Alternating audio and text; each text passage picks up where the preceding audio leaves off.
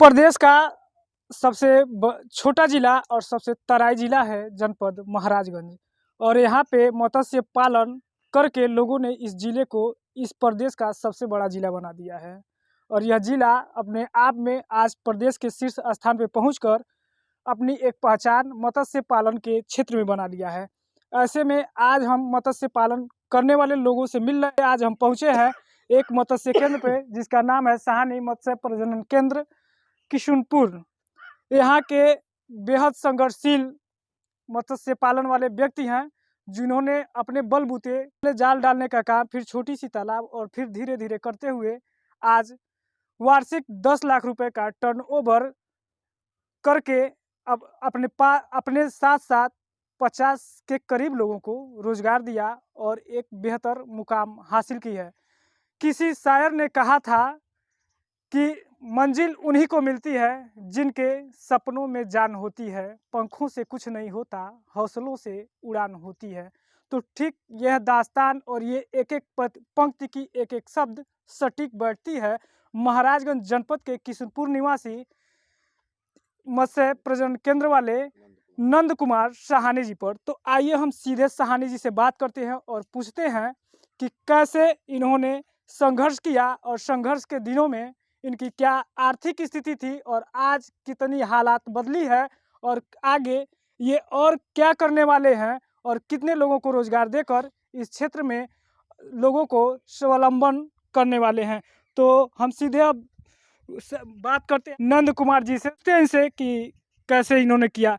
तो भैया आप ये बताइए कि आप जब इस कारोबार में नहीं आए थे उससे पूर्व में आप क्या करते थे? घर पे रह के खेती बाड़ी का काम कर रहे थे और छोटा एक घर के पास तालाब था, उसी में मछली पालन वालन करते थे। आपके पिताजी क्या करते थे? हमारे पिताजी भी किसान हैं, वो भी खेती बाड़ी का काम कर रहे थे। पिताजी जब आप लोग छोटे रहे, पिताजी जब सब घर परिवार देखते थे तो माली हालत क्या थी, आर्थिक स्थिति? आर्थिक स्थिति पहले मतलब उतना इस समय जो जिस हाल में है हम लोग उस हाल में उस समय नहीं थे, थोड़ा इनकम कम था। कितनी खेती बाड़ी हुई थी पिताजी की आपकी? पिताजी के पास हमारे वही मान के चलिए 4 एकड़ खेत है। 4 एकड़ खेत था। हाँ। क्या तक आप पढ़े? हम पढ़े हैं हाई स्कूल तक। आगे क्यों नहीं पढ़े? मन हमारा इस मछली वाले काम में लग गया, इसी में मतलब हमको अच्छा लगा, इसीलिए पढ़ना वढ़ना छोड़ करके यही काम करने लगे।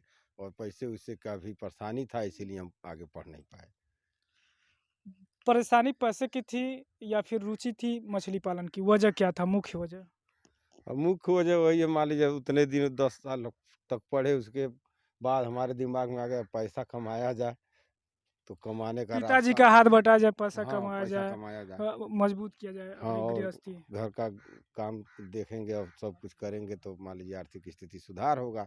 तो हमने यही मछली वाला काम शुरू किया और कर रहे हैं। आपकी किस उम्र में जब आप थे, मतलब उम्र आप जब थी किशोरावस्था में, तो कब शादी हुआ था आपका? उम्र क्या था जब शादी हुई थी? वही लगभग 20 साल का उम्र था। तब उस दौरान जब पत्नी आपके घर में आई थी, आप क्या कर रहे थे? उस समय हम यह मछली वाला काम शुरू कर रहे थे। अब मतलब काम वहाँ प्लांट नहीं लगा था, मगर मछली वाला पालन वालन कर रहे थे। कहाँ पे कर रहे थे, कैसे कर रहे थे? उस पूरी थोड़ा सा अपनी हमारे शुरुआती दौर का वह समय बताइए जब आप पढ़ाई छोड़े, इस क्षेत्र में आए और फिर आप जो है पालन किया, जाल डाला, हाँ, फिर से इतने बड़े आज फर्म के आप मालिक हैं। तो ये पूरी कहानी शुरू से आज तक की बताइए। हम सबसे पहले हमारे घर के पास एक 50 डिसमिल का तालाब था, जिसको हमारे चाचा वाचा पिताजी ठेका लेकर के उसमें खाने वाली मछली पाल रहे थे। हम चाचा जी के साथ फार्म पे, ऐसे ही फार्म है नेपाल में, वहाँ बच्चा लेने गए थे और वहाँ का काम देख करके हमारे दिमाग में बना कि हम यह काम करें। और जात के भी हम मल्लाह हैं, इसलिए हमारे पूर्वज भी यही मछली वाला काम कर रहे थे सब। हमने सोचा सब लोग मछली मार रहे हैं, बेच रहे हैं, तो हम इससे कुछ हट के करें। तब यह प्रजनन वाला काम करने का मेरा मतलब दिल और दिमाग से में बना कि करें। तब हमने इस पर सीखना शुरू किया और नेपाल में सीख करके यह काम शुरू किया। तो अभी जो है आपके पास कितने तालाब होंगे प्रेजेंट में? प्रेजेंट में 6 एकड़ यहाँ है और बगल में 1 एकड़ का है और इटहिया लम्हुआ है 20 एकड़ का, उसमें 1/3 है हमारा, शेयरदारी है उसमें। और हाँ, यही 2 तालाब हम करते हैं और मान लीजिए बच्चा उच्चा देते हैं, हमारे रिश्तेदार हैं बहुत जगह, लोगों को हमने बताया है मछली काम करने के लिए। आपके कितने रिश्तेदार इससे जुड़े हैं और आपके माध्यम से जुड़े हैं? हमारे माध्यम से हमारे ससुराल वाले भी लोग मछली का काम नहीं कर रहे थे, उनको भी बताए हैं, वही लगभग 5 बरस हो गया करते हुए और बढ़िया इनकम वो भी कर रहे हैं। 2 एकड़ में पंगेसियस पालन करते हैं। हमारे मामा हैं वो भी कर रहे हैं और कई रिश्तेदार हैं बहुत, मान लीजिए जो भी हमारे रिश्तेदारी में काम करता है हमसे फ़ोन से संपर्क करके राय लेता है, करता है। तो मतलब ये लोग आपसे प्रेरित होके इस क्षेत्र में हाँ, आए इस हैं, क्षेत्र इससे में आए पहले हैं। वो नहीं करते थे? इसके पहले वही मछली पालन और पालन नहीं, मारना बेचना वाला काम कर रहे थे लोग। तो यहाँ पे जो आपके इतने तालाब हैं और बहुत सारे लोग आपके, तो आज के डेट में आपके इस संस्था से या इस फर्म से कितने लोगों की जीविका उपार्जन चल रही है और कितने लोग जो है इससे जुड़े हैं आज के डेट में और खुशहाल हैं? तालाब और यहाँ सब मिला करके लगभग 40-50 लोग काम कर रहे हैं इसके साथ से। इससे मान लीजिए कोई मछली बेचता है, कोई मारता है और कोई मान लीजिए फार्म पर यहाँ परमानेंट ड्यूटी करता है, जार उर चलाने में मदद करते हैं सब। जिस तरह आप ये आधुनिक समय का एक यहाँ पे प्लांट स्थापित किए हैं मछली पालन का और बच्चा गिराने का, फिर से उससे बच्चे पैदा करके मछली बनाने का, हाँ। पूरा मतलब प्रोडक्शन का जो आपका ये सिस्टम यहाँ पर स्थापित किए हुए, से लेकर मछली पालन तक जो हर भी काम सिस्टम ये स्थापित है, हाँ। इसका लागत क्या है? अगर कोई इस तरह करना चाहे तो आज के डेट में क्या लागत आती है?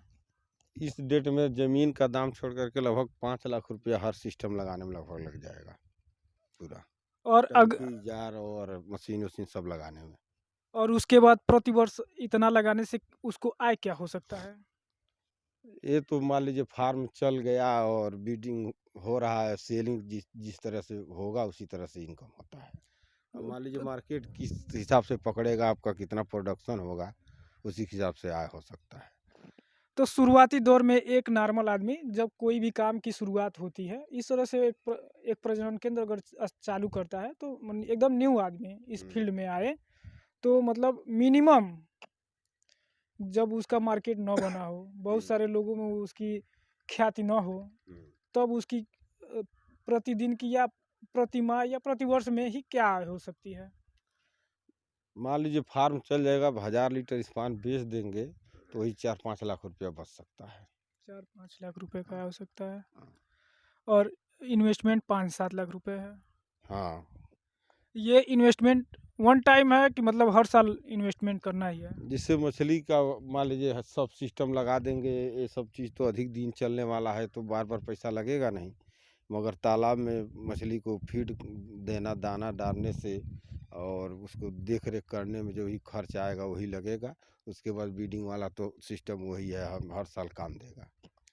तो ऐसे में आपके पास कितने लोग काम करते हैं और आपकी प्रतिवर्ष की आय क्या है? हमारे पास 4 लेबर हैं, सब यहाँ काम करते हैं और हम करते रहते हैं साथ में, 5 लोग मिलकर करते हैं काम और बढ़िया मान लीजिए हर चीज़ से हो गया तो 7-8 लाख रुपया कमा सकते हैं इससे। वार्षिक? हाँ, वार्षिक। ये सीधे बचत है या इसमें व्यय कितना हो जाता होगा एक वर्ष का?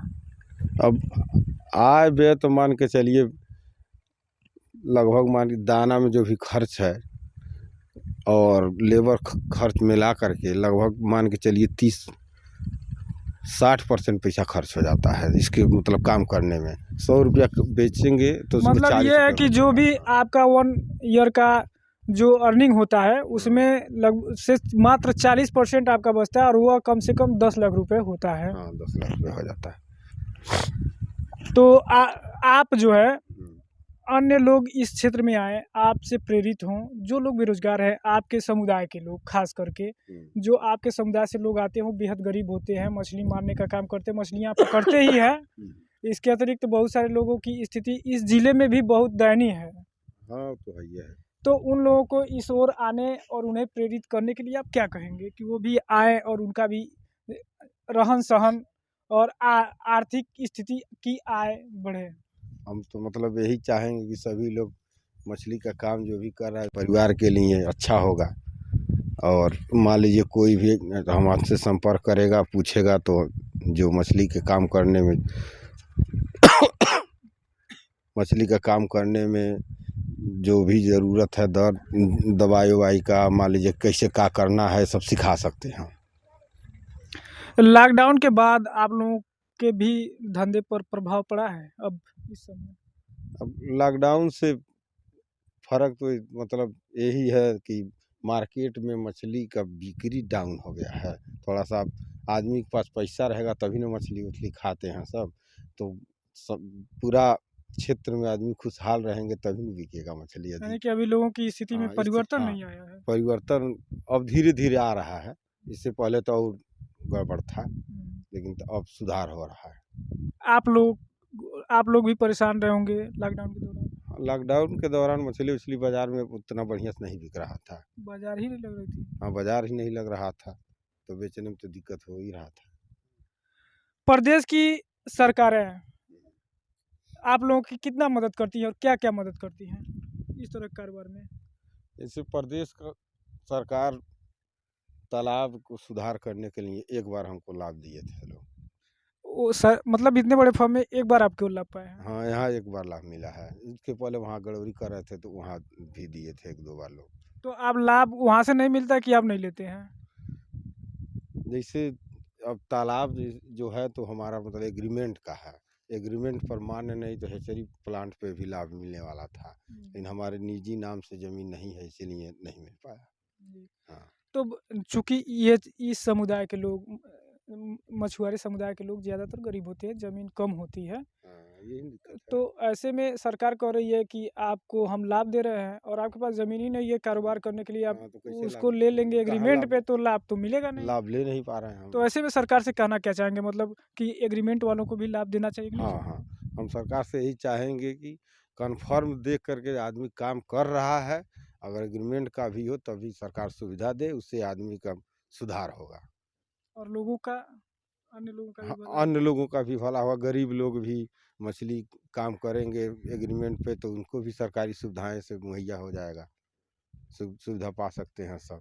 एग्रीमेंट पर कहेंगे तो मल्लाह जात के लोग गरीब होते हैं, ज़्यादा खेती-बाड़ी नहीं है, तो कहाँ से 2 हेक्टेयर चाहे 1 हेक्टेयर का इंतखाब कहाँ से दे पाएँगे?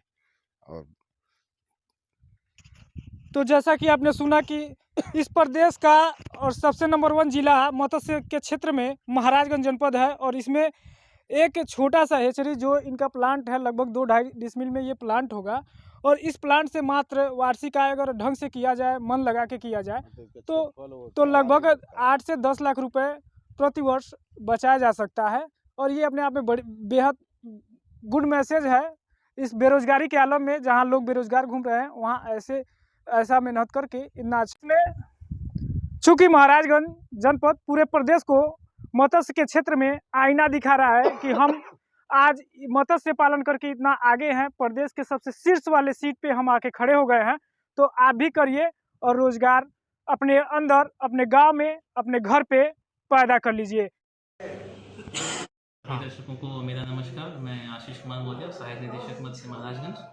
वित्तीय वर्ष 2021 में हमने 91 लोगों को तालाब निर्माण में अपनी योजना से लाभान्वित किया है, जिसमें 69 हमारे पुरुष लाभार्थी हैं, 19 हमारे महिला लाभार्थी हैं और 3 हमारे 3 हमारे SC लाभार्थी हैं। उसके बाद सीड रियरिंग यूनिट में हमने 5 लोगों को लाभान्वित किया है। सीड हैचरी निर्माण में हमने 2 लोग को लाभान्वित किया है। RS निर्माण में हमने 2 लोग को लाभान्वित किया है। मध्याकार RS में हमने 1 लोग को लाभान्वित किया है। लघु RS में हमने 1 लोग को लाभान्वित किया है। उसके बाद बात अगर आए कि हाँ भाई बजट के हिसाब से, तो जो भी बजट हमें प्राप्त हुआ है हमने उसका 45% बजट व्यय कर लिया है और आने वाले दिनों में हम अपना बजट पूरा 100% पूर्ण व्यय कर लेंगे। धन्यवाद। यूपी के जनपद महाराजगंज से मोहम्मद आरिफ की रिपोर्ट।